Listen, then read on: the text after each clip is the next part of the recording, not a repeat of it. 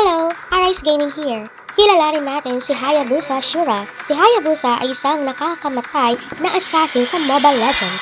Nag-aabang siya sa dilim, hinihintay ang tamang oras para umatake. Gamit ang kanyang Shura skin, mas nakakatakot si Hayabusa.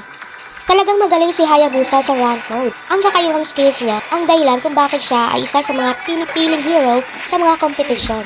Ang kanyang passive, Ninjutsu Shadow Heal, ay nagpapagaling sa kanya. Ang unang skill, Phantom Shuriken, ay nagpapakawala ng 3 shuriken. Ang pangalawang skill, Quad Shadow, ay pinaka-importante. Ang ultimate, Wagi Shadow Kill, nagpapakita ng tunay na lakas. Mabilis siyang lumipat sa iba't ibang lane, nagbibigay ng pressure at sinisigurado ang mga objective.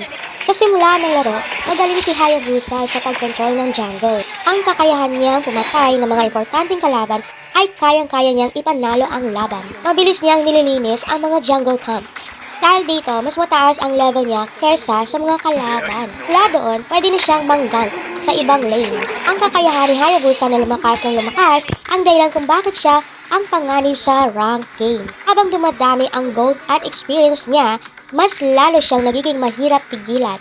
Sa katapusan ng laro, si Hayabusa ay nagiging isang tunay na killing machine. Madali niyang mapapatay ang mga kalaban na carry. Dahil dito, ang natitirang kalaban ay mahina na sa atake ng kanyang team. Sa pamamagitan ng pag-intindi sa kanyang kalakasan at kahinaan, kaya mong talunin ang iyong mga kalaban at manalo. Tandaan, importante ang posisyon kapag ginagamit si Hayabusa. Sikaping manatili sa likod ng tank or fighter ng iyong team. Hayaan silang magsimula ng laban pagkatapos gamitin ang iyong mobility para patayin ang damage dealers ng kalaban. Once again, this is Arise Gaming. Hiya!